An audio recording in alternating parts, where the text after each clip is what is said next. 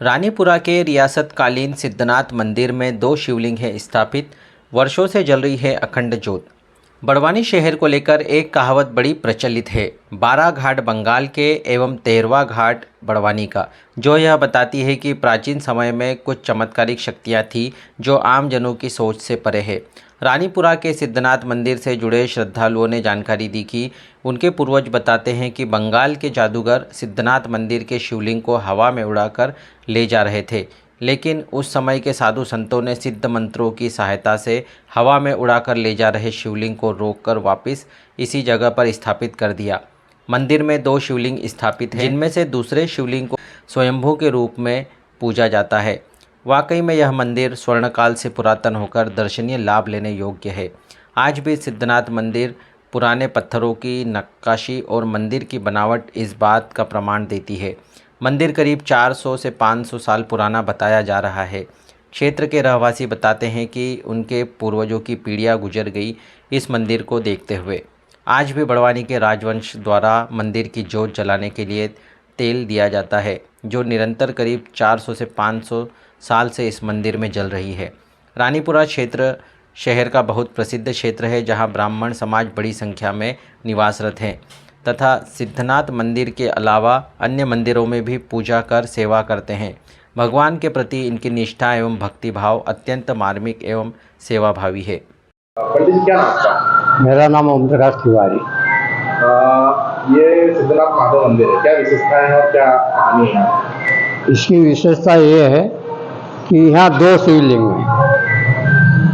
ये पुराने लोग बहुत से बातचीत ये बताते हैं कि एक शिवलिंग प्राण प्रतिष्ठा की पहले बोलते थे बाला घाट बंगाल, ऐसा कुछ बताते थे। तो कुछ साधु महात्माओं ने, कुछ ज्ञानी पंडितों ने वो उड़ती हुई जा रही थी तो एक यहाँ उतारी। मतलब पहले के जो महान जो पंडित लोग थे, साधु लोग थे, उन्होंने। कितने वर्ष पुराना है ये इसका कम से कम आज 70 साल से तो मैं देख रहा हूँ।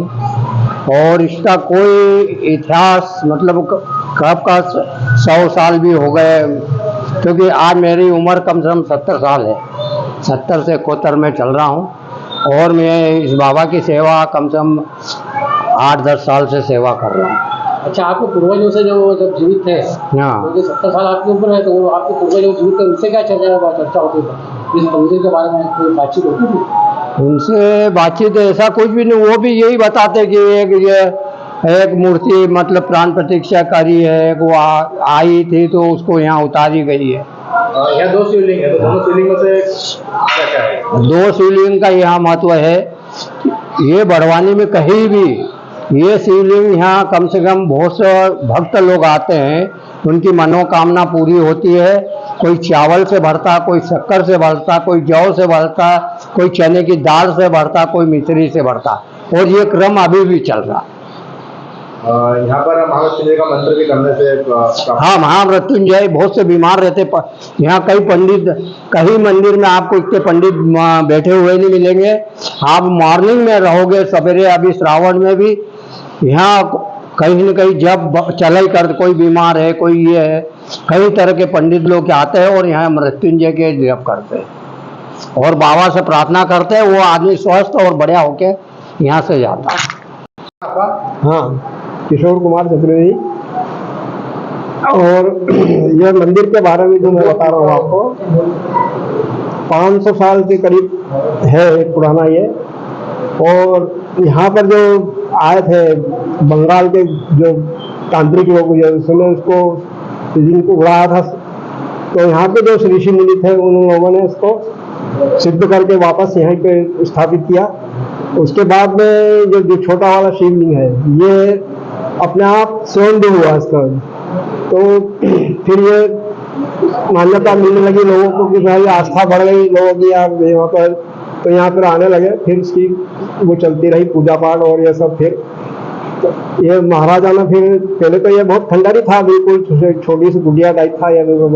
फिर धीरे धीरे इसकी प्रसिद्धि बढ़ती गई। उसके बाद में महाराजा ने जो उनका स्थापित किया और उसके बाद में उन्होंने जो जोत जल रही है वो उनकी तरफ से पूरी आज तक जोत जल रही है। वो 8 किलो तेल वो हर महीने देते हैं उनको। और यहाँ पे हर एक आदमी की जो भी मनोकामना लेके आता है वो सिद्ध होती है। यहाँ जो निगेटिव रहती है वो अपनी मनोकामना के हिसाब से कोई गेहूं में, चावल में, दाल में ये वगैरह खा के उसको कंप्लीट करता हूँ। तो उसको मनोकामना रहती तो वो उसके हिसाब से वो जाता है। यहाँ पे हर सोमवार को अच्छा श्रृंगार होता है भगवान का। हर श्रावण सोमवार में बिल्कुल श्रृंगार होता है और आरती होती है दोनों टाइम यहाँ पे भगवान की। महामृत्युंजय जप करने से कोई यहाँ पे महामृत्युंजय जप भी यहाँ पे जप ज्यादा चलते हैं। यहाँ ये रुद्राभिषेक होता है भगवान का, कम से कम 10-15 पंडित लोग बैठते हैं, सब कोई जजमान कराता है वो पूरा।